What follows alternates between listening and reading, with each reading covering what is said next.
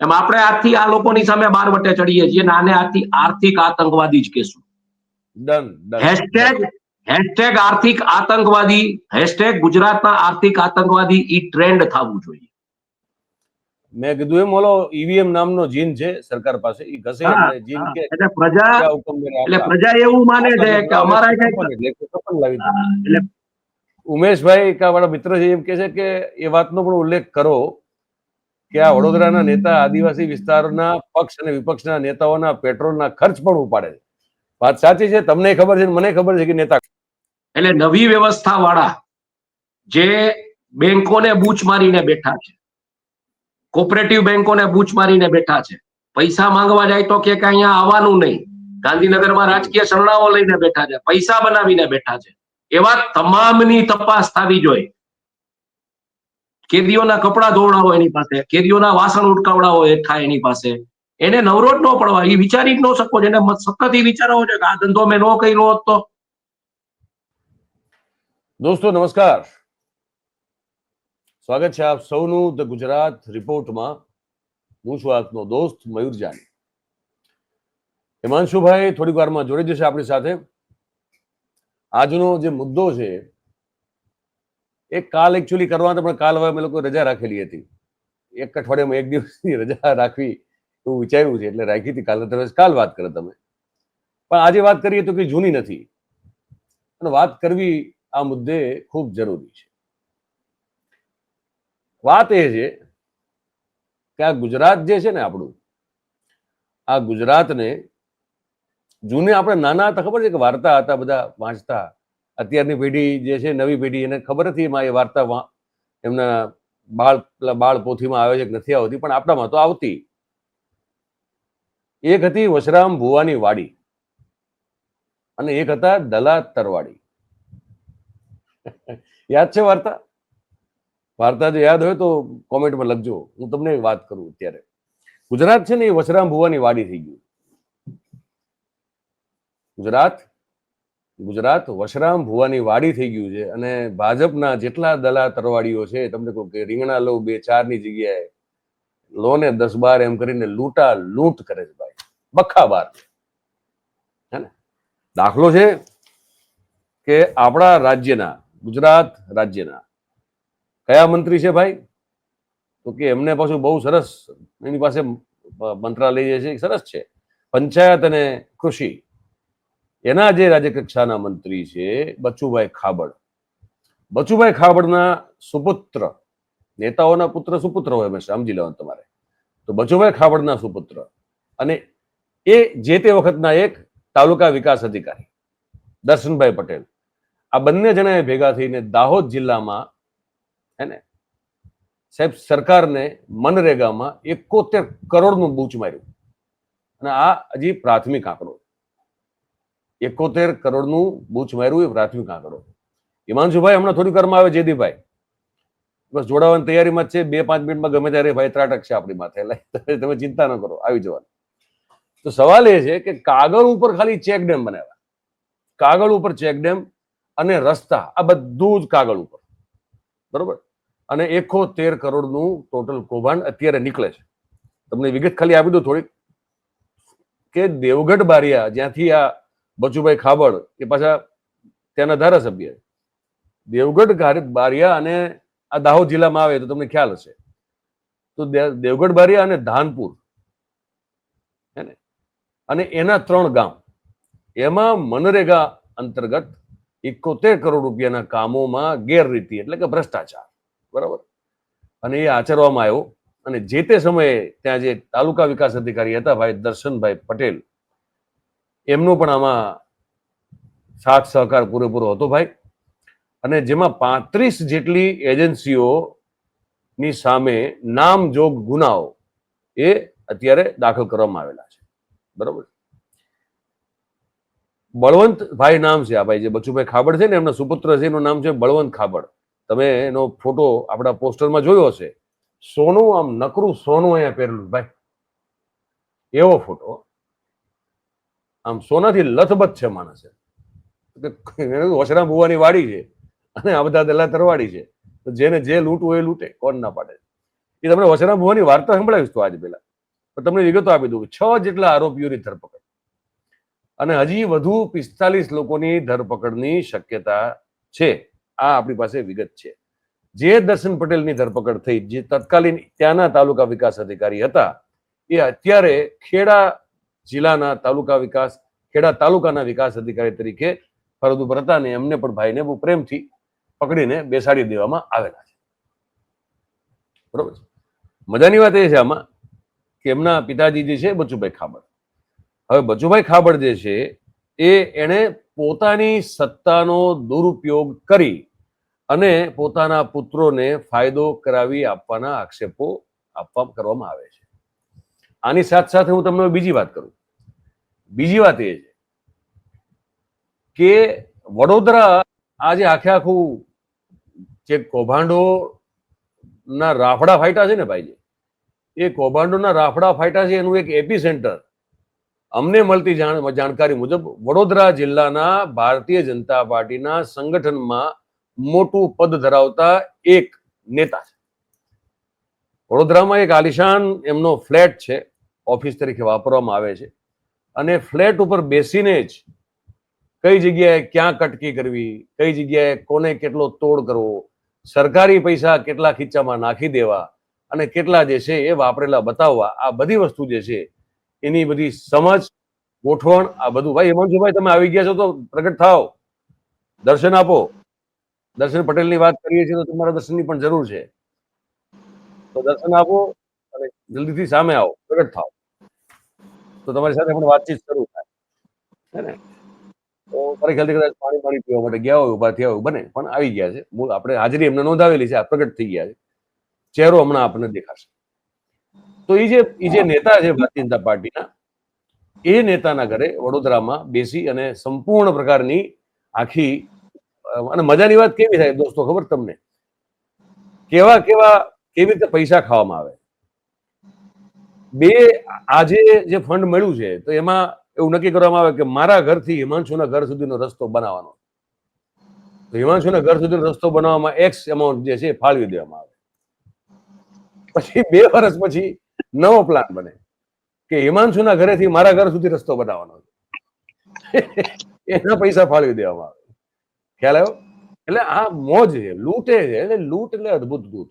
પણ હવે હિમાંશુ, મેં એવું નક્કી કર્યું, મેં કીધું આપણે આજે જો આ પેઢીને ખબર ન હોય તો દલા તરવાડી અને વસરામ ભુવાની વાર્તા સંભળાવવી પડે. બિલકુલ. ગુજરાત એ વસરામ ભુવાની વાડી થઈ ગઈ મેં કીધું, અને જે ભાજપના બધા છે દલા તરવાડી થઈ ગયા. દલા તરવાડીની વાર્તા સાંભળજો અને પછી સમજજો કે આ ગુજરાત સાથે કેમ જોડવું.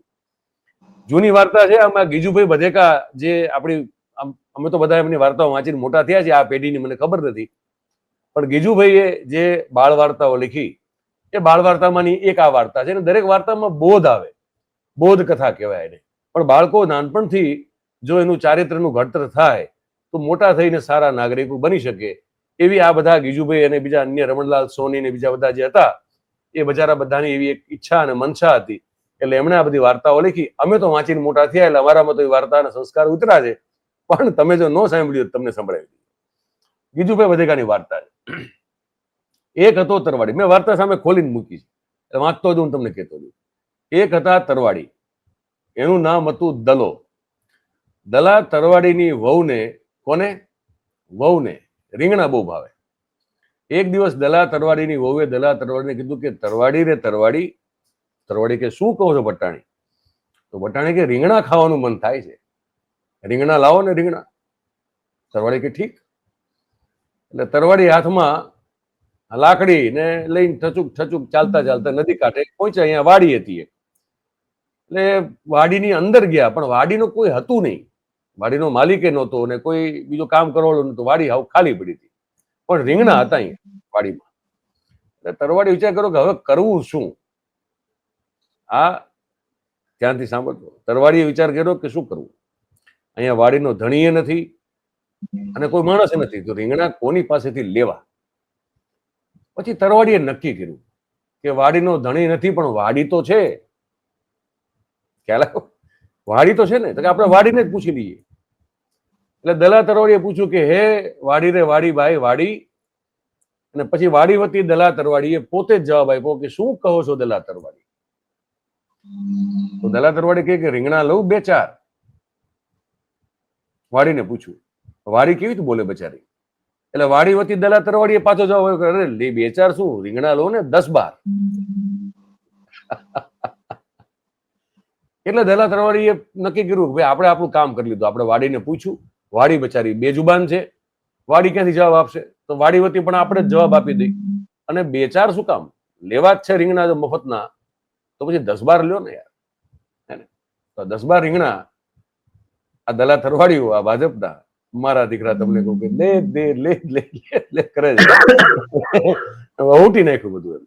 કેટલાક ઉમેશભાઈ વાળા મિત્ર છે એમ કે છે કે એ વાતનો પણ ઉલ્લેખ કરો કે આ વડોદરાના નેતા આદિવાસી વિસ્તારના પક્ષ અને વિપક્ષના નેતાઓના પેટ્રોલના ખર્ચ પણ ઉપાડે છે. વાત સાચી છે, તમને ખબર છે, મને ખબર છે કે નેતા કોણ છે.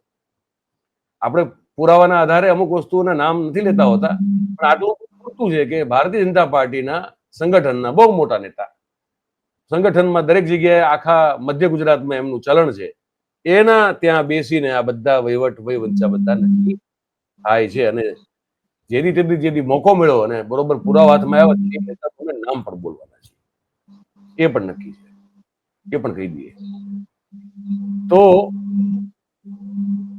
હવે હિમાંશુ ભાઈ બચુભાઈ ખાબડના દીકરા છે, એ તો છેવટે પકડાના એ મોટી વાત છે પાછી. 71 કરોડનું બૂચ મારીને મનરેગામાં 71 કરોડનું બૂચ મારી અને પકડાઈ ગયા, એ બહુ મોટી વાત છે.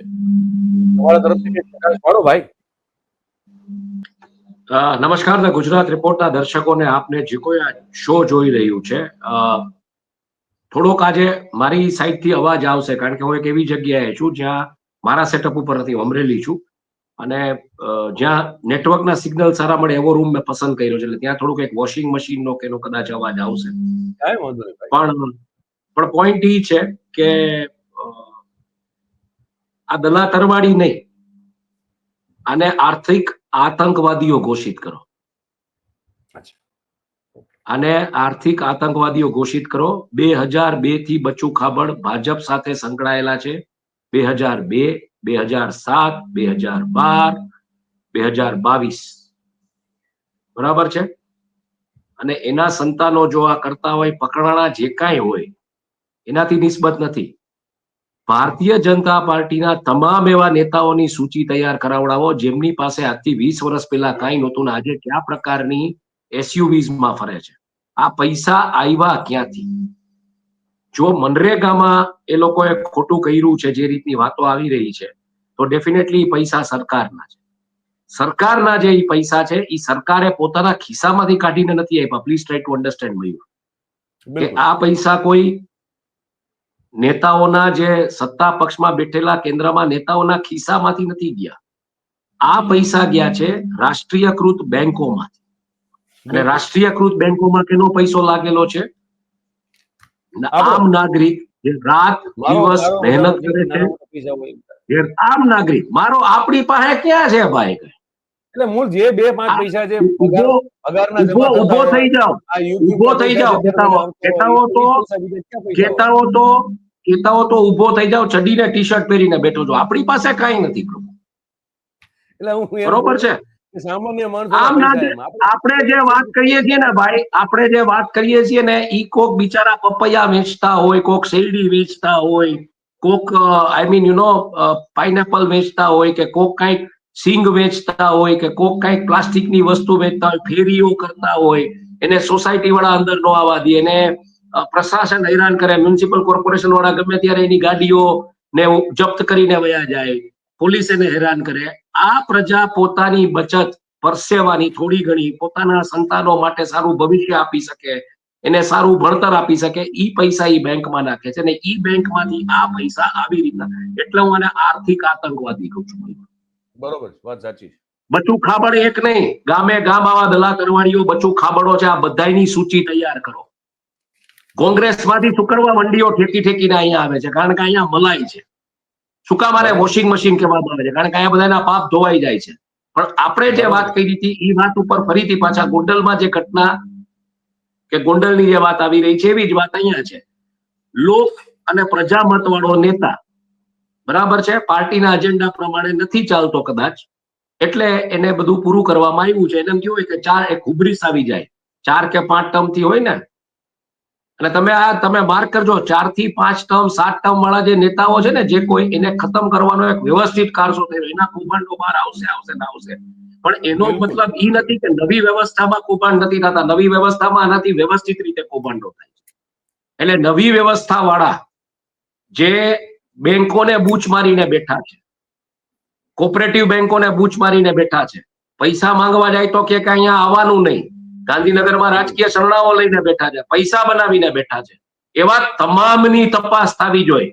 જેમ ઇન્કમ ટેક્સની અને ઈડીની ટીમ 750 જણાની ગઈ ને બધી જગ્યાએ ગુજરાત સમાચારમાં ને એમ ગુજરાતમાં હું એમ કહું છું કે આવો ડેટા કઢાવીને આ બધાની તપાસ કરો કે આની પાસે 20 વર્ષ પહેલા કાંઈ નહોતું, આ આવ્યું ક્યાંથી, આની સોર્સ ઓફ ઇન્કમ શું છે, અને બીજી તરફ દેશનું દેણું વધી રહ્યું છે.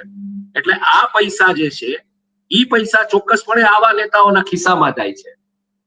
સરકાર નોકરીઓ નથી આપી શકતી આવા લોકોને કારણે. સરકાર કારણ કે એ પૈસા એમ કે છે કે નોકરી નથી, એટલે નોકરી માટે જે લોકો લડી રહ્યા છે એને બિચારાને ગુપ્તાંગ ઉપર આ જ બધા સરકારના અધિકારીઓ એને ગુપ્તાંગ ઉપર મારે, એને વિખોડિયા ભરે, જેથી કરીને એ જઈને ક્યાંય દેખાડી ન શકે, એ પોતાની દ્વિધા રજૂ ન કરી શકે. એટલે આ આર્થિક આતંકવાદીઓ છે. અને આ દરેક આર્થિક આતંકવાદીઓને ખરેખર જો હું તમને તમારા આજે આ મયુર જાની ઓફિશિયલ કે ધ ગુજરાત રિપોર્ટના પ્લેટફોર્મથી અપીલ કરું છું સરકારને કે તમારે ખરેખર જો સર્જિકલ સ્ટ્રાઇક જ કરવી હોય ને તો આ તમારા પક્ષની અંદર આ માતેલા સાંઠ જેટલા ઉભા થયા છે ને પૈસાના આધારે કે મારા ખિસ્સામાં પૈસા છે એટલે હું સાચો, આ માતેલા સાંઠને બધાને છે ને ફિટ કરો. આ માતેલા સાંઢો માથે આવી 750 ઈડીની ને ઇન્કમ ટેક્સની રેડો પડાવડાવો ને, ભાજપનો કચરો ક્લીન કરો. ભાજપની અંદર આ કચરો બેસી ગયો છે. ક્યાં પંડિત દીનદયાળ ઉપાધ્યાયની વિચારધારા, ક્યાં ડોક્ટર શ્યામા પ્રસાદ મુખર્જીની વિચારધારા, ક્યાં ઈ ચીમન કાકા જે રાત્રે તમે જાઓ 20 જણા ભેગા થયા હોય ક્યાંક રાજકોટના બસ સ્ટેન્ડમાં કે કાકા બસ મુકાવો ને ગોંડલની, તો એ દોયડા વાળા ફોનમાં ઈ ચીમન કાકા ફોન કરે ને બસ મુકાઈ જાય. આજે આ બધા નેતા સેલફોન ને સ્પાઈકરના જીન્સ ના આઈફોન લઈને પર એક જણો બસ મુકાવી શકે એમ નથી. આ તમે ભાજપનું આખું વટવૃક્ષ છે ને એને ઉદયથી આખું ખદ બદાવી નાખ્યું ને, ઉદયું સાફ કરો, બાકી આ તમને ખાઈ જશે.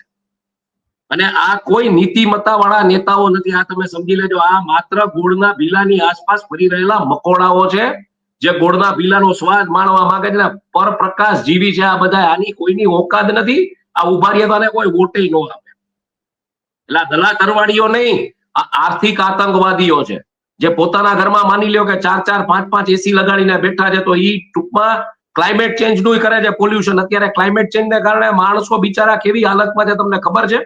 મારે હમણાં એક ગેરેજમાં જવાનું હતું, ગેરેજ વાળા બિચારા એસી ને ખાવું પડ્યું લોન ઉપર લઈને, કારણ કે એને તો કામ કરવાનું છે, પરસેવો પાડવાનો છે, પૈસા એને રોજ એને કઈક 1-2 ગાડી આવશે તો એ કરશે, પણ 1-2 ગાડી કરવા માટે એને એસી શું કરવા નખાવવું પડે? એનું રીઝન છે કે પરસેવાને કારણે એના હાથમાં પરસેવો વળે છે, એટલે ગ્રીપ નથી આવતી. એને જે પકડપાના ઉપર જે ગ્રીપ જોઈએ એની કામ નથી કરી શકતો. આ આર્થિક આતંકવાદ છે. આ બધા જે એસયુવીઓ લઈને ફરે છે, આને તમે, હું એમ નથી કહેતો હું કોઈ પ્રગતિ અને એની વિરુદ્ધનો માણસ નથી. આ દેશમાં ઉદ્યોગો છે, પ્રગતિ થવી જોઈએ, બધું થવું જોઈએ, પણ આ જે સ્ટાર્ટઅપ પોતાના ચાલુ કર્યા છે ને કરપ્શનના સ્ટાર્ટઅપ, એ સ્ટાર્ટઅપો ડામો તો ખરેખર આ દેશની પ્રગતિ થશે. બાકી દેશનું દેણું વધશે, માણસો પાસે નોકરીઓ નહીં હોય, ડિમાન્ડ તૂટશે કારણ કે માણસો પૈસા નહીં ખર્ચી શકે મોંઘવારીને કારણે, કારણ કે દેણું વધશે. તમારે મોંઘવારી સિવાય વિકલ્પ નથી. મોંઘવારી ને એની ઉપર ટેક્સેશનની મોંઘવારી.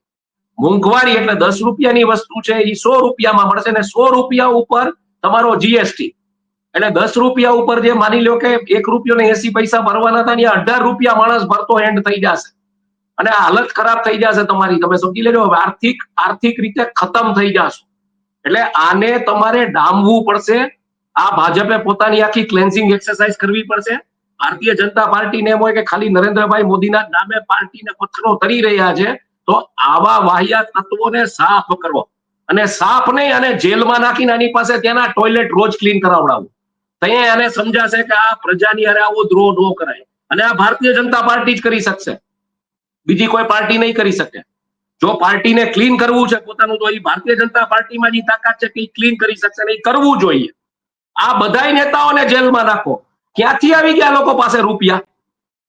તમે મને એમ કહેવા માંગો છો કે આજે તમે ને હું જે રીતના મહેનત કરીએ છીએ એમાં આપણે બે પાંદડે નથી થતા, ઈ મહેનતથી ને ઈમાનદારીથી, અને સડનલી કોક જે કાંઈ નહોતો ગામડેથી ક્યાંકથી આવ્યો છે, 2-3 કોન્ટ્રાક્ટ લઈને બેસે છે, કે ક્યાંક સિટીમાંથી મોટા ઓલામાં આવી ગયો ગાંધીનગરમાં, પાછા કોન્ટ્રાક્ટ લઈને બેસે છે, દલાલી કરે છે અને સીધો પૈસા વાળો થઈ જાય છે અને ખેસ પહેરી લે છે.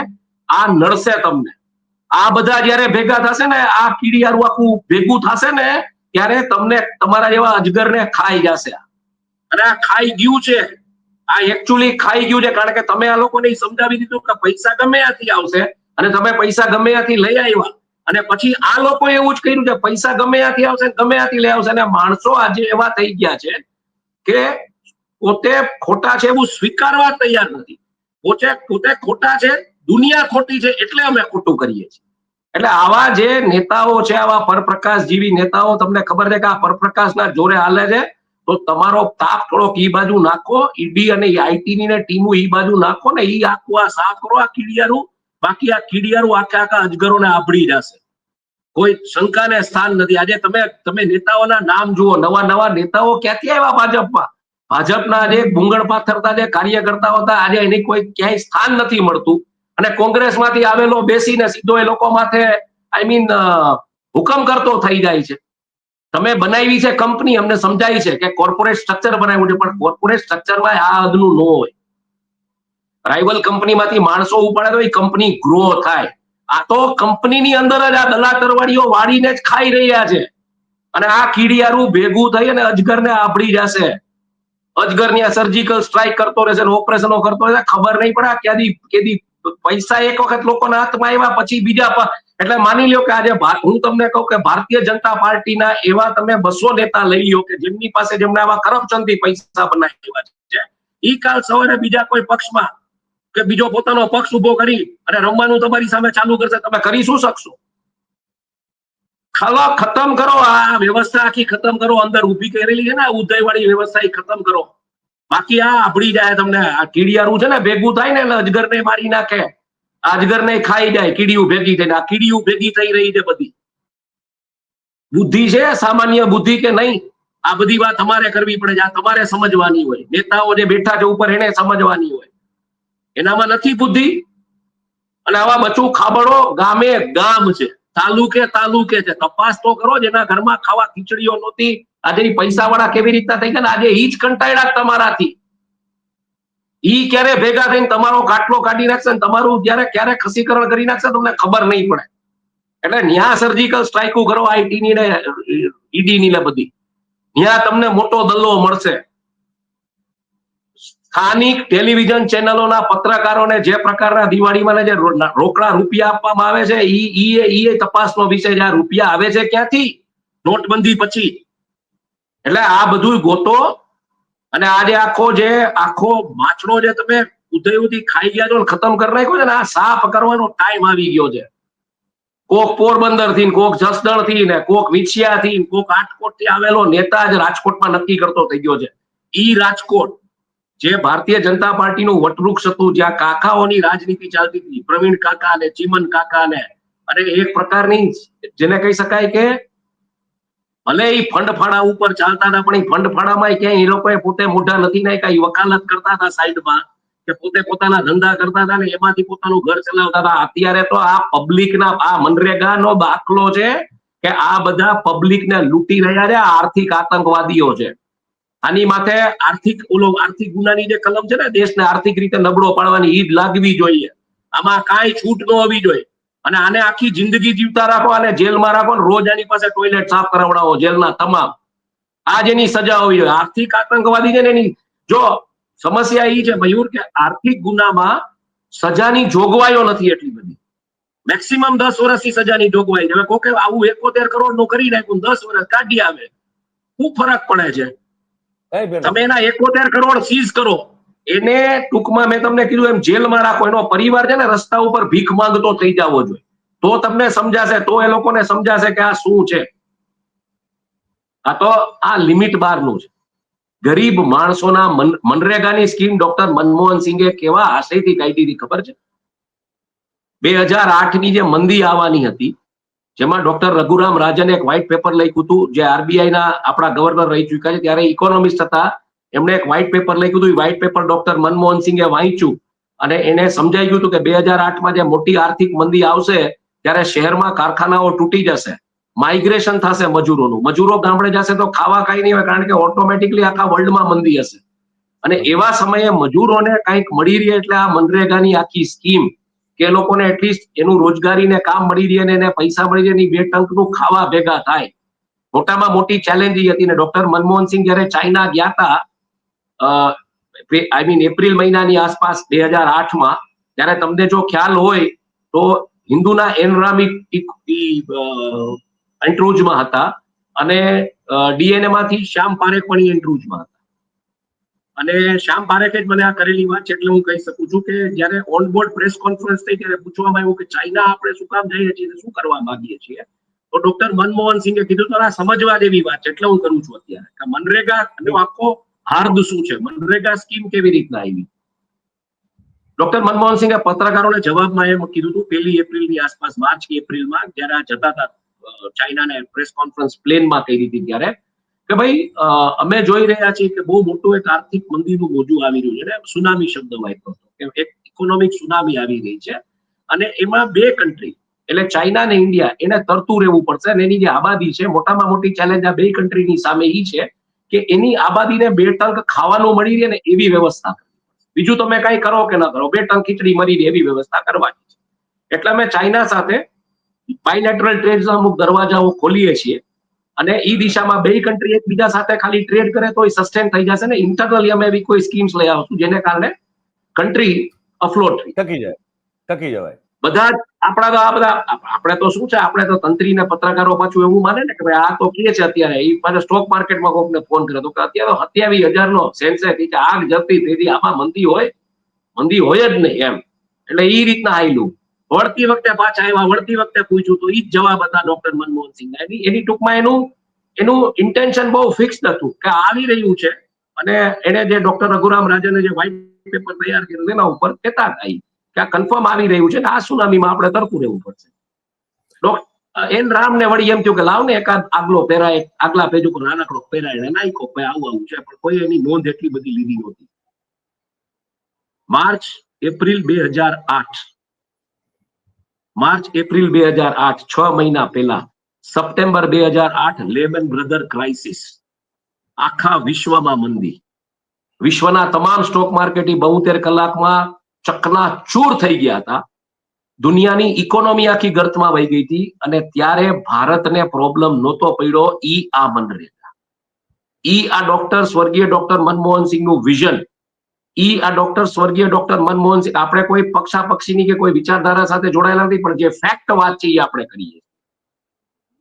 આ ડોક્ટર મનમોહન સિંહે મનરેગાનું આખી જે વ્હાઇટ પેપર ડોક્ટર રઘુરામ રાજનનું સ્ટડી કર્યું હતું અને ત્યાર પછી આ દિશામાં એને પગલા લીધા. આજે મને ઉપર એક નેતા તો દેખાડો કે આવું વ્હાઇટ પેપર એને મળતું હોય, એની સ્ટડી કરતા હોય અને એ દિશામાં નિર્ણય લેતા હોય. આ મનરેગા અને મનરેગાની અંદર આ લાલચનો એરુ આભળી ગયો છે. તો હવે આવા તમે દલ્લા તરવાડીઓને આર્થિક આતંકવાદી ઘોષિત કરીને આવા નેતાઓની અસ્કાયામતોની તપાસ કરો. બાકી આ કીડિયારું ભેગું થઈને એક આખો પક્ષ ઉભો કરીને આ દિશામાં મુહિમો ચાલી રહી છે. આ બધું ગોંડલમાં શું કામ થઈ રહ્યું છે? ગોંડલમાં શું કામ થઈ રહ્યું છે? કારણ કે તમારી જ અંદર સુરતની અંદરનો એક આખો એક વર્ગ છે નેતાઓનો જે અસંતુષ્ટ છે તમારાથી ને ઈ જ આ બધું કરાવી રહ્યો છે. સમજતું આ બધું થઈ રહ્યું છે? ખતમ કરી નાખશે આ બધું તમને. હિમાંશુ, આ સરકાર શું કરે તને ખબર છે? આજે આરટીઆઈ ના આંકડા એવા, આ સરકાર પાસેથી અપેક્ષા આપણે રાખીએ તો છે ને રાખીએ તો કે આ સરકાર જે છે એ ઢોલ વગાડે, સરઘસ કાઢે, તમાશા કરે અને એની પાછળ ઢગલાબંધ રૂપિયા ખર્ચે. આરટીઆઈ નો એક જવાબ આવ્યો કે ગુજરાત સરકારે 11 વર્ષમાં, આ પાછું ફૂંકીને આપેલો જવાબ છે અને તું સમજ જે આંકડા ફૂંકીને આપેલા છે. ગુજરાત સરકારે 11 વર્ષમાં જાહેર ખબર પાછળ 880 કરોડ રૂપિયા ખર્ચ્યા. એમાં એમાં 470 કરોડ રૂપિયા સરકારની ફિલ્મ પ્રોડક્શન શાખા દ્વારા ખર્ચવામાં આવ્યા છે અને 409 કરોડ 9.5 કરોડ 409 કરોડ રૂપિયા સરકારની જાહેરાત શાખા દ્વારા ખર્ચો કરવામાં આવેલો છે. આજની તારીખે ગુજરાતના પ્રત્યેક નાગરિક ઉપર જે છોકરું જન્મે ને, સપોઝ કોકની દીકરી જન્મો, તો એ જન્મે નહીં ભેગું એની માથે 66,000 રૂપિયા દેવું છે. કેટલું? 66,000 રૂપિયા દેવું. એટલે જે મેં સમજાવ્યું તમને, જે મેં તમને સમજાવ્યું, કેગ સાંભળ, મજાની વાત તને કહું. કેગ ના રિપોર્ટ આવે તે કોઈ દી એવું મેં તો મારી આટલા વખતની જર્નલિઝમ કેરિયરમાં મેં જોયું નથી, તે નહીં જોયું હોય. 1 લાખ કરોડ રૂપિયા મિસેલિનિયસ છે, ખર્ચાનો હિસાબ નથી. 1 લાખ કરોડના અને કેગ માગે છે કે ભાઈ આને તમે હિસાબ તો આપો. સંબંધિત વિભાગો પાસેથી કેગ માગે છે કે ખર્ચાની વિગતો આપો, આ પૈસા ક્યાં ખર્ચા. તો મારા દીકરા કોઈ જવાબ દેતા નથી. આવું ક્યાં જોયું છે કે 1 લાખ કરોડની ઉપરની રકમનો કોઈ હિસાબ જ ન હોય? ગુજરાત આવડું મોટું રાજ્ય, આટલા બધા એક્સપેન્ડિચર થતા હોય અને તમારી પાસે હિસાબ ન હોય અને કોઈ આપતા નથી. એમ કોઈના બાપથી બીતું નથી બોસ. અત્યારે સીન એવો થઈ ગયો છે, કોઈને કોઈની બીક નથી. એક જ છે તે જેમ કીધું એમ કે સરકાર આર્થિક ગુનો આચરો તો બહુ શું વધીને જો સાબિત થાય તો વધીને સજા 10 વર્ષની થાય. એ સાબિત થાય તો અને 3 ગણી પેનલ્ટી, જે કઈ તમે સ્કેમ કર્યું છે એનું જે કઈ પ્રૂવ થાય હિસાબ કિતાબ. હવે 71 કરોડમાં તમે માની લો કે પ્રૂવ કર્યું કે 10, 2, 11, 21 કરોડ રૂપિયા જાજા નથી, તો એની હવે 3 ગણી પેનલ્ટી ભરીને બેહી જાય પાછા. અને બાકીના ધંધામાં જે રૂપિયા સેટ કરી લીધા એ તો છે જ ને એનું. એટલે આ બહુ ખરાબ રીતે આ બધું ચાલી રહ્યું છે. આ ટૂંકમાં ખાઈ જાય. અને જે તમે વાત કરી દેવું વધ્યું છે, હું એ દિશામાં એ જ વસ્તુ મેં તમને સમજાવી કે આ રૂપિયા કોઈ સરકારના કે સત્તારૂઢ પાર્ટીના નેતાના ખિસ્સામાં નથી.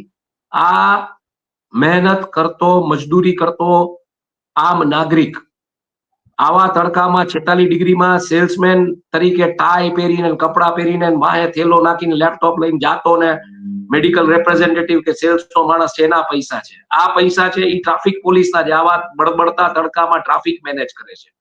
આ પૈસા છે એ તમામ એવા લોકોના, જે એવા શિક્ષકો જે આવા બળબડતા તડકામાં સ્કૂલે જાય છે, પરીક્ષાઓ લે છે, બધું કરે છે.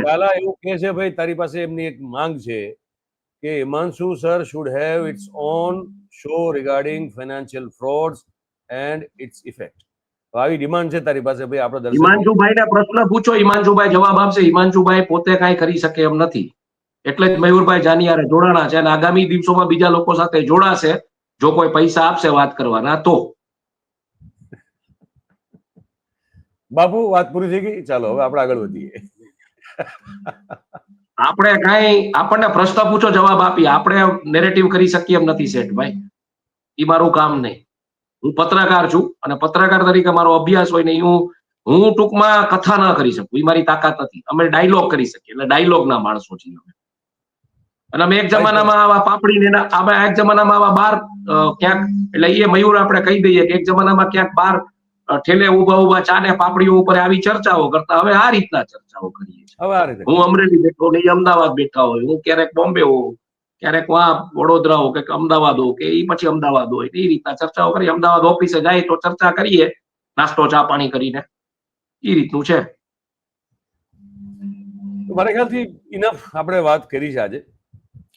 એટલે અલ્ટિમેટલી મયુર જે છે, મેં તમને સમજાવવાનો જે પ્રયત્ન કર્યો આમાં એ જ છે કે આ પૈસા પબ્લિકના છે.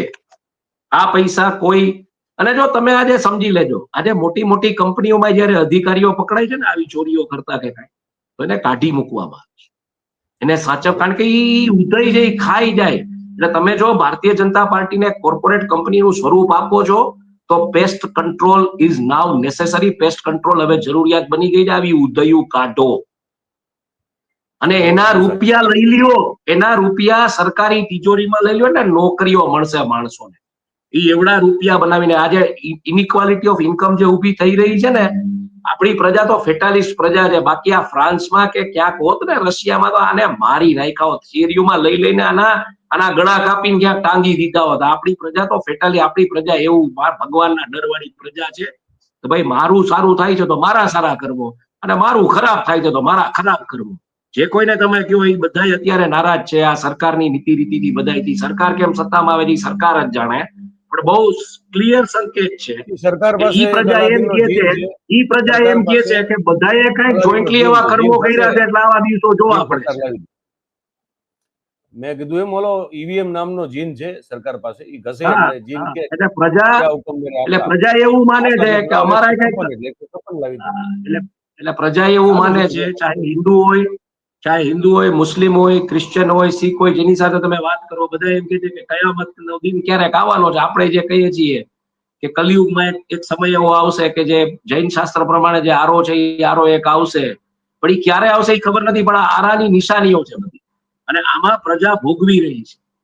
એટલે પ્રજા અચ્છા એમ કે ભાઈ, છે કે ગુજરાત બધાના કદાચ સમાચારમાં કહી ખરાબ દઈએ કર્મો તમારા બધા કલેક્ટિવલી હશે અને હવે પ્રવક્તા કદાચ ત્યાં અવતાર પ્રશ્નો લેશે હતા, ભગવાન એમ.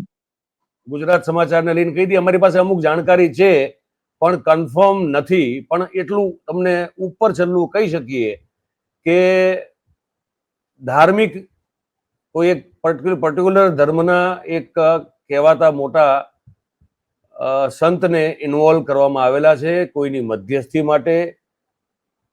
ગુજરાત સમાચાર દ્વારા એવી જાણકારી અમારા સુધી પહોંચે છે અને એના કારણે એના છેડા જે છે છેક ઉપર સુધી છે. એટલે આ ગમે એમ કરીને આ વસ્તુમાં છૂટ મેળવવી, રાહત મેળવવી દરોડામાં, એના પૂરતા પ્રયત્નો થઈ રહ્યા છે. એક પર્ટિક્યુલર એક ધર્મના બહુ મોટા આચાર્ય ગણો તો આચાર્ય, સંત ગણો તો સંત, ને મુનિ ગણો તો મુનિ, એમના શરણે જવામાં આવ્યું છે એવી વાત છે. એટલે હવે આગળ જોઈએ એમાં શું થાય છે. અને બીજી એક વાત પણ આવી રહી છે મયુર, બીજી એક વાત પણ આવી રહી છે કે ઇન્ટરનલી એક વર્ગ આખો બહુ નારાજ છે. એ એમ કે છે કે ભાઈ જે પણ કઈ થયું છે એ ખોટું થયું છે. પત્રકારત્વ માથે આ વજ્રઘાત છે કે નહીં કેવું થોડું અઘરું છે, કેવી રીતના રહેશું, પણ એમ કે ભાઈ અલ્ટિમેટલી આ નહોતું થવું જોઈએ, આ થયું છે એ વાસ્તવિકતા છે. બીજા નંબરમાં ક્યાંક એવી વાત આવે છે કે જે બધા એક આખા કબાલે જે પોતે કેપ્ચર કરી લીધું છે ને ગુજરાત સમાચાર, એક જે આખો એક જેને કહી શકો અસક્ષમ પત્રકારો કે લેખક, કટાર લેખકોનો આખો કબાલ છે. ઈ કબાલ અત્યારે આ બધું એમ કે આમાં બહુ ઓલું એક જમાનામાં રોજ ફોન કરે, રોજ આવીને બેસે, અમુક તંત્રીઓ રોજ આવીને બેસતા બહારના, ઈ કોઈ અત્યારે દેખાતા નથી. એટલે માલિકો હવે સમજવાની જરૂર છે કે આવા અસક્ષમ પત્રકારોને કેટલું સ્થાન ને મહત્વ આપવું. એવી એ વાત આવી છે કે એવા લોકોની સલાહ લેવામાં આવી રહી છે જે લોકોને, જેને કહી શકો કોઈ ગત્તાગમત નથી, જેને કોઈ ફિલ્ડમાં જઈને જર્નલિઝમ નથી કર્યું. અને ક્યાંક એવી વાત આવતી હતી કે પ્લાકાર્ડ તૈયાર કરીને માર્ચ કરવાની તૈયારી હતી આશ્રમ રોડ ઉપર, ઇન્કમટેક્સ ઓફિસ સુધી. એટલે કોક આપણા જેવા, તમારા મારા જેવા સલાહ આપી કે ભાઈ આ ધંધો કરતા નહીં, બાકી આ જે નવો ફાલ આવ્યો છે, નવો ફાલ તો આ તૈયારીમાં હતો, એટલે હાવ પતાવી દેવાની તૈયારીમાં.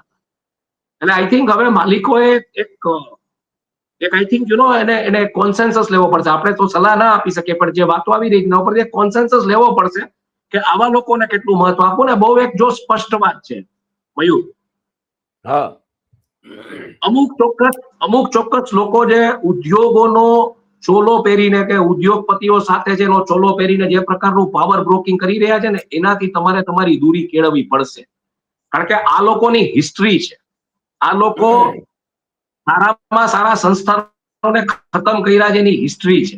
આ લોકો એ સંસ્થાનનું હાડ, માંસ, ચામડું, લોહી બધું કાઢી હાડ પિંજરની વેલ્યુમાં ખરીદે છે. આ એક આખી બીજા પ્રકારની રમત છે. આ માત્ર આ સરકારી રેડ પડી છે કે જે કાંઈ છે ઈ નથી. આટલી વિગતો અંદરની ક્યાં વ્યક્તિએ આપી, સરકાર પાસે એનો ડેટા હશે, પણ ક્યાંક સરકારને ઈ વ્યક્તિ જે નજીક હશે એને કઈક વિગતો આપી છે. આ તમે સમજવાનો પ્રયત્ન કરો ને. એ લોકો ઈચ્છતા હોય કે આ તૂટે એટલે એને હાડપિંજરના ભાવમાં કરી દે, કારણ કે 750-800 કરોડની રેવન્યુ. એટલે તમારે આઈ થિંક માલિકોએ એ જોવાનું છે કે આવા લોકોથી હવે દૂરી કેમ બનાવી. નહીતર આ લોકો તમને ખાઈ જશે. અને એઝ અ પત્રકાર આપણે તો ઈચ્છીએ છીએ ભાઈ કે ગુજરાત સમાચારનું પત્રકારત્વ અકબંધ રહેવું જોઈએ. બિલકુલ ઈ જે સ્ટાઇલથી જર્નલિઝમ કરે છે એ અકબંધ રહેવું જોઈએ. પણ જયારે બિલકુલ આવા તત્વોના, એટલે આ તત્વ એવું છે કે આના છાયામાં જે કોઈ આવે ને એ ખતમ થાય છે. એટલે આના છાયા ને પડછાયાથી દૂર રહ્યો આ તત્વો, એટલું જ આપણે બરાબર કહેશું. નહીતર આ તમને બરાબર ક્યારે કઈ સાઈડે, એટલે આમાં ડબલ એજન્ટ જેવું કામ હોય. આમાં દેખાતા હોય એક બાજુથી, પછી બીજી બાજુ માટે કામ કરતા હોય, પછી આ બધું કરાવડાવે, પછી ઓલો જે બીજી બાજુથી કામ કરતા એ એક્વાયર કરે, એટલે જે વાત આવતી હતી જે કોર્પોરેટ જૂથોના વોરની, તેમાં કઈ પક્ષે ક્યાં કામ થતું એ ખબર નથી.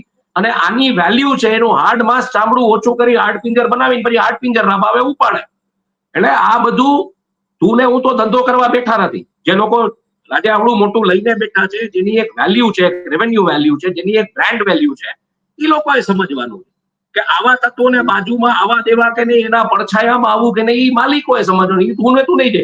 આપણે તો ઈચ્છીએ કે ગુજરાત સમાચાર સ્ટાઇલનું જર્નલિઝમ, ભલે આપણે જેમ કીધું ઇન્વેસ્ટિગેટિવ એવું બધું નથી, એવી બધી સિરીઝ નથી, પણ હવે જયારે આઈટી નો અને ઈડી નો ડર ખતમ થયો છે, ત્યારે ગુજરાત સમાચારનું સ્ટાન્સ શું રહેશે એ જોવાનું રહેશે. એમાં જે મેં વાત કરી હતી કે ઈ પ્રકારના પત્રકારો નથી, એટલે ઈ પ્રકારનું પત્રકારત્વ થઈ શકે છે કે નહીં, બહુ મોટી વસ્તુ છે ઇન્વેસ્ટિગેટિવ ટ્રેલનું, કે રોજ કઈક મેટરો એક પર્ટિક્યુલર એની સિરીઝ ચાલુ થાય અને એની ઇમ્પેક્ટ આવે. Bachu Khabad is a classic example. Bachu Khabad ઉપર તમે કરી જ શક્યા કે એના માટે ખાલી હું એમ કહું ગુજરાત સમાચાર નહીં, ગુજરાતનું કોઈ પણ અખબાર કરી શક્યું, ગુજરાતનું કોઈ પણ ડિજિટલ મીડિયા કરી શક્યું, ગુજરાતનું કોઈ પણ ટેલિવિઝન મીડિયા કરી શક્યું. પણ આ મેટર ક્યારે બહાર આવી? આ મેટર જયારે બહાર આવવાની હતી ત્યારે જ બહાર આવી. એટલે ઈ સમજવું પડે કે પ્રજામતવાળા નેતાઓને તોડી અને એજન્ડાવાળા નેતાઓને સેટ કરવામાં આવી. મારી પાસે તો ત્યાં સુધીની એક વિગત આવી છે, આજે હું આના ઉપર બોલવા માટે મને વાંધો નથી. એક ટેલિવિઝન ચેનલના તંત્રી માટે નોર્થ ગુજરાતમાં આખું પ્લેટફોર્મ તૈયાર થઈ રહ્યું છે. વોટરનો કોઈ પ્રોજેક્ટ આવશે, એ વોટરના પ્રોજેક્ટ ઉપર એને બેસાડવામાં આવશે અને ત્યારબાદ એની પોલિટિકલ એન્ટ્રી પાકી કરવામાં આવી રહી છે. વેઇટ એન્ડ વોચ કરીએ આપણે. આવી વાત આવી છે મારી પાસે. ગુજરાતી ટેલિવિઝન ચેનલના એક તંત્રી એના માટે ઉત્તર ગુજરાતમાં એક વોટર લેવલના વોટર મેનેજમેન્ટનો એક પ્રોજેક્ટ તૈયાર કરવામાં આવી રહ્યો છે.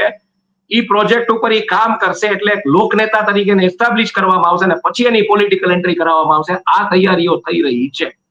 હવે આ થાય છે કે નથી થતું જોવાનું, કારણ કે તરલ પરિસ્થિતિઓ, આમાં ક્યારે સમીકરણો ક્યાંથી બદલાઈ જાય, કોને ઈ ગમતા હોય કોને ન ગમતા હોય, એ બધું જોવું પડે. ઈ જેમના ચરણો પકડીને આગળ વધવા માંગે છે એમના તો ઈ ખાસ હોઈ શકે, પણ પછી બીજા સમીકરણો જોવા પડે. એટલે આ બધું થઈ રહ્યું છે. એટલે weight and watch. Weight and watch. સંભાવના છે. Weight and watch. બિલકુલ સંભાવના છે. હવે ખાલી એક છેલ્લો જવાબ આપી દો. ગુજરાત સમાચારના કેસમાં આપણે એટલી જ વાત કરીશું કે આ જે તત્વોના છાયામાં જે તમે આવી ગયા છો ને, ત્યાંથી નીકળો ભાઈ. આ તત્વો કઈ પક્ષે આ ડબલ એજન્ટ જેવા હોય, આ કયા પક્ષે કામ કરતા હોય તમને ખબર હોય, તમને હેરાન પરેશાન કરી. અને શ્રેયાંશભાઈનું પોતાની તાકાત છે. શ્રેયાંશભાઈને કોઈની જરૂર. શ્રેયાંશભાઈની પોતાની તાકાત છે. એ લખે એટલે ભલભલાની આ નતમસ્તક થઈ જાય. એટલે એ શ્રેયાંશભાઈ આવવું પડશે હવે, કારણ કે હવે આઈટી ને ઈડીના રેડનો ડરનો ખતમ થઈ ગયો. હવે તમારે લડી લેવાનું. હવે કેટલું તમે લડો છો એ જોવાનું આવે છે. ગુજરાતની પ્રજા એના ઉપર નજર રાખીને બેસશે કે ગુજરાત સમાચારનું પત્રકારત્વ હવે માત્ર અણિયારી હેડલાઇન્સ, અણિયારા સવાલો નહીં, પણ ટૂંકમાં એક ઇન્વેસ્ટિગેટ કરીને પ્રૂવ કરવાનું કે આ થયું છે, અમે કહીએ છીએ એટલે થયું છે, છાતી ઠોકીને કહીએ છીએ કે આ કર્યું છે, આ પુરાવા, અને હવે સરકાર એક્શન લે એના ઉપર. હું એવું માનું છું કે આ પ્રકારનું પત્રકારત્વ થવું જોઈએ. કરવું જોઈએ. નિલેશભાઈ, આમાં એક બીજી વાત આવે છે, મહારાષ્ટ્રની ચેનલમાં જે મહારાષ્ટ્રની ચેનલમાં જે મયુરભાઈ જે આ પૂછે છે તેમને એક જવાબ આપી દઈએ, પછી પાછું તું કન્ટિન્યુ કરજે. પૂછે છે આ ભાઈએ સંતોના નામ લખેલા હતા, એટલે મને કે હા કે ના, એટલે હું તમને ખાલી એટલું કહું છું કે તમે જે નામ લખ્યા છે એમાં ના છે, બસ એટલું તમને કીધું ખાલી. બસ હા, હવે તું કન્ટિન્યુ કર. અચ્છા, બીજી એક વાત, હું શું વાત કરતો હતો વચ્ચે ડિસ્કનેક્ટ થઈ ગયું. સોરી યાર, એક મુદ્દો હતો મને યાદ નથી આવતો અત્યારે, ડિસ્કનેક્ટ થઈ ગયો. પણ એટલે અલ્ટિમેટલી હું માનું છું કે આ પ્રકારનું પત્રકારત્વ જો થાય, પ્રજાએ નજર રાખીને બેસશે.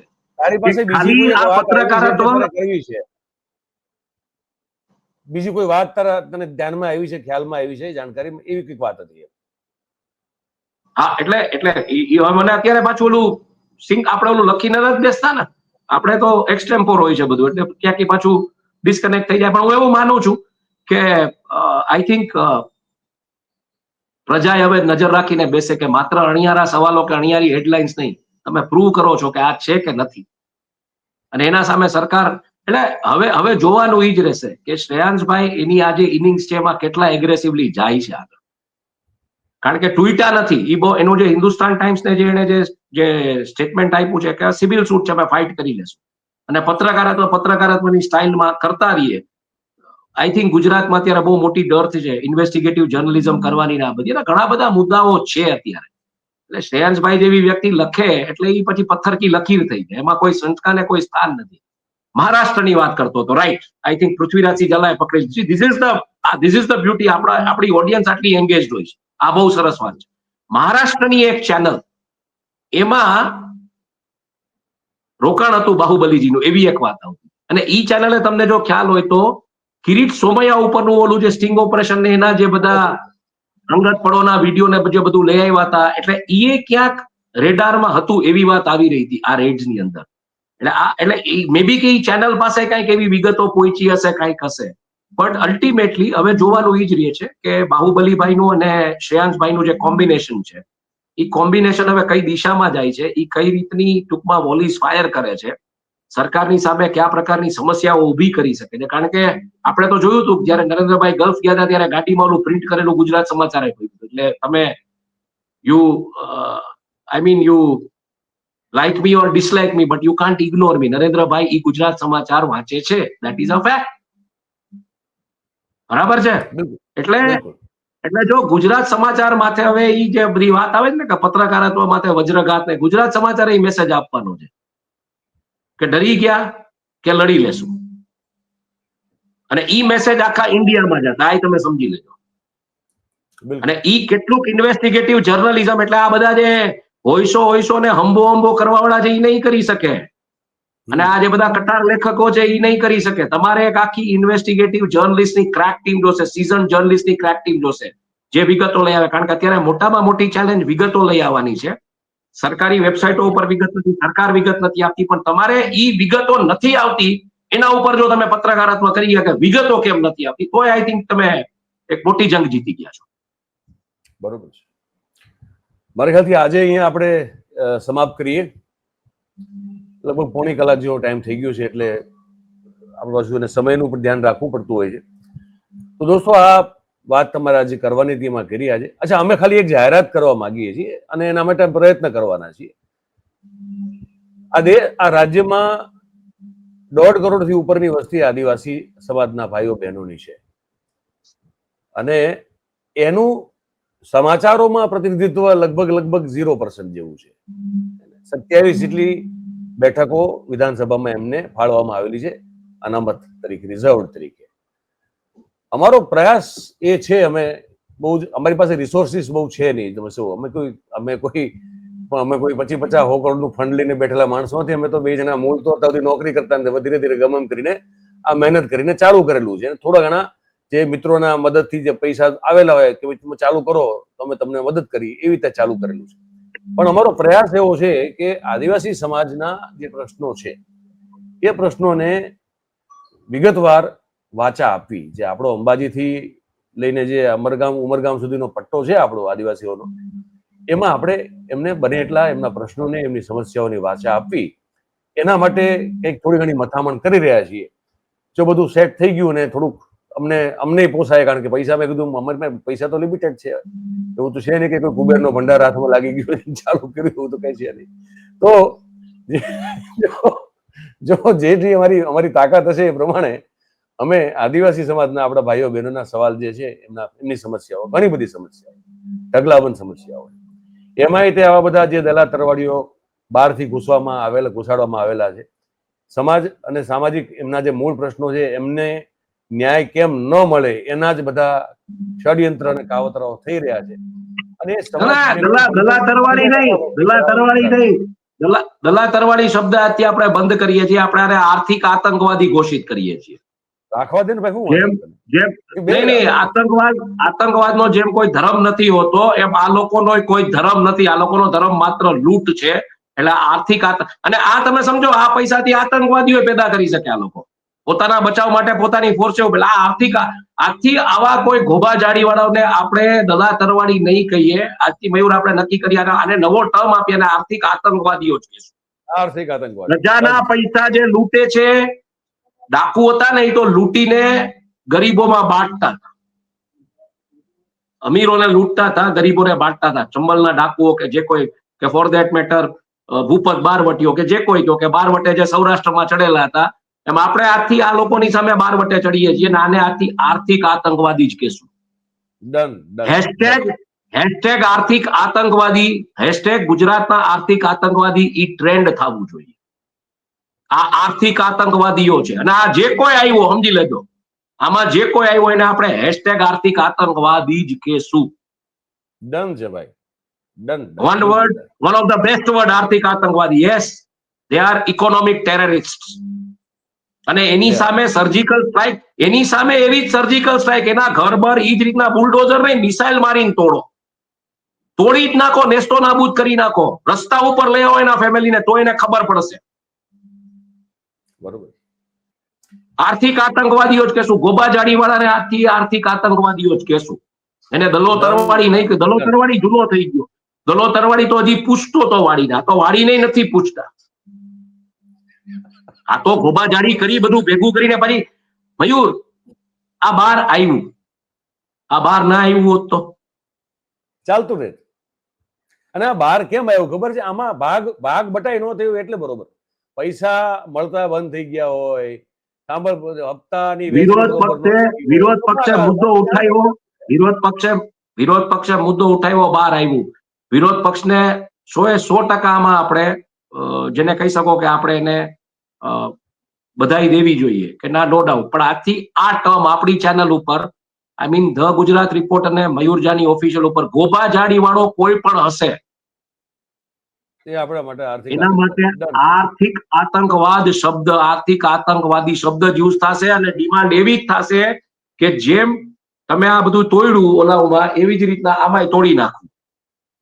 આનાય બધાયના ટૂંકમાં જે કાંઈ છે તોડી નાખો. ચલાવો ભાઈ, જેસીબી ચલાવો, બીજું શું ત્યારે. જેસીબી નહીં, તોડી જ નાખો. ઇન્ટરનલી કદાચ ત્યાં બોમ્બ નાખીને ઓલું કરે ને, ઓલા ટોટા નાખીને બ્લાસ્ટ કરે ને, કરો. અને એના વિડીયો દેખાડો કે તોડી નાખ્યો છે, અમારો હતો આ ગાયબ કરી દીધો. આનું ઘરે ગાયબ કરો. સુપ્રીમ કોર્ટની મનાઈ છે, આપણે ના પાડી, પણ નહીં, આર્થિક આતંકવાદી છે ને પ્રૂવ થાય ને તોડી ક્યાં આ લોકો કોઈ વાત માને જ છે યાર. બધું પછી તો વાત પૂરી થઈ ગઈ. તો આર્થિક આતંકવાદીઓના ઘર જેમ આતંકવાદીઓના લોન્ચ પેડ તોડ્યા, એમ આર્થિક આતંકવાદીઓના ઘર તોડવાના, કારણ કે એ પ્રજાને લૂંટે છે. બરોબર. અને વરઘોડા નો કાઢવાનો, આના શેના વરઘોડા કાઢવાનો? કોકે ખાબડના દીકરાનો વરઘોડો પણ કાઢે છે, આના વરઘોડા નો હોય. આ બહાર જ નો નીકળી શકવો જોઈએ. વરઘોડો છે નો ભાઈ? અરે ઓલો નથી સરઘસ કાઢતો ને પેલો આપણે હર્ષંઘવી નથી, એને ટોયલેટ ક્લીન કરતો જેલમાં, એના ફોટા ને એના વિડીયો વાયરલ કરો કે આજે જો આ હાલત છે.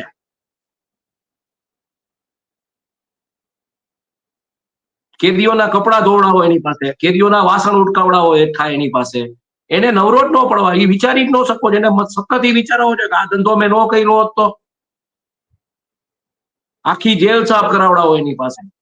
તો એનું શરીર છે ને, એને તૂટીને તળ થઈ જવું છે. રાતના હોય ને તો વિચારી ન શકવો જોઈએ, થાકીને હુઈ જ જાવ છે. સપનું ન આવવું જોઈએ, સારું ખરાબ.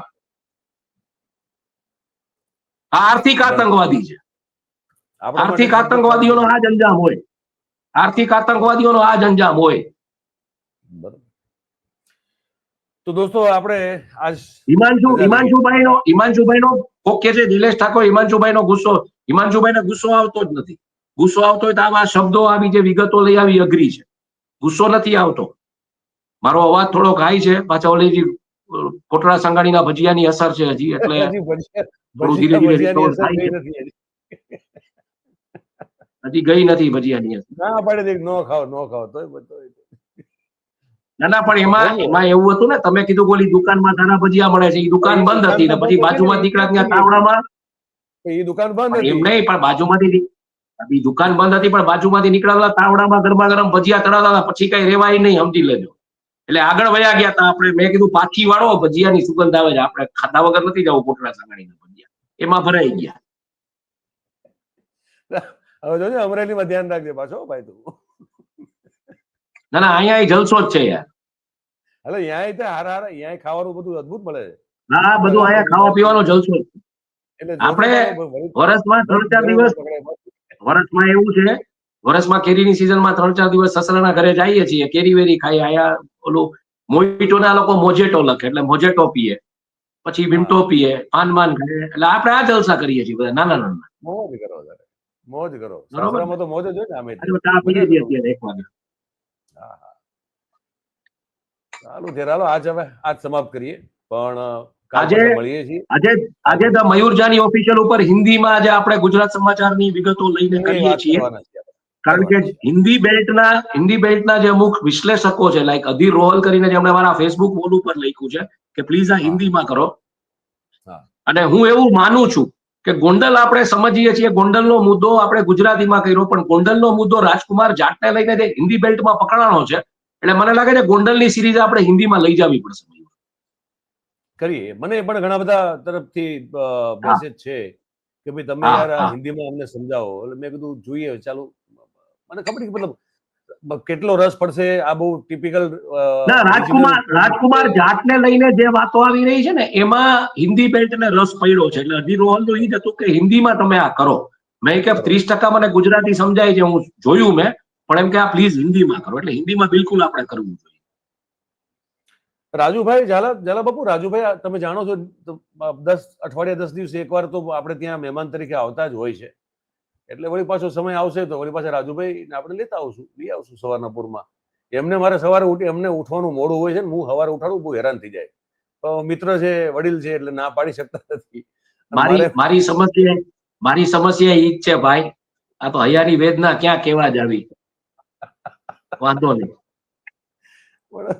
હવે આ કરવું પડે એમ છે. સવારના પૂરમાં શું છે કે વાત સવારનો શરૂઆત સારી કરીએ, દિવસ સારો જાય. સવારના પૂરમાં સંજય રાઉતનો ઇન્ટરવ્યુ લીધો હતો એમણે હમણાં. હા, સંજય રાઉતનો ઇન્ટરવ્યુ તો આપણે લઈ શકીએ, પણ પછી એમાં મને છે ને સંજય રાઉતમાં હવામાં બધું બહુ લાગે છે. ઓનેસ્ટલી કહું, મારે એમની સાથે વાતચીતના સંબંધો છે, પણ પછી એમાં છે ને આપણે જે ફેક્ટ ઉપર જવા જઈએ છીએ ને, એ ફેક્ટની જગ્યાએ રાઉત સાહેબ પછી કંઈક ઘોડા ઉપર સવાર થઈને નીકળી જાય છે. પછી એમનો ઘોડો કાબુ રહેતો નથી. તકલીફ એ પડે છે. પણ છતાંય તમે કહેતા હશો તો સંજય રાઉતનો ઇન્ટરવ્યુ કરશું આપણે, એમાં ના નથી કોઈ. એ હિન્દીમાં કરવો પડે તો કરશું. ત્યાંના આપણા કોઈ એના ગુજરાતના ભાજપના પ્રવક્તા જેવા છે. એટલે એ કરીશું, કઈ વાંધો નહીં. તો આજે દોસ્તો રજા લઈએ હવે.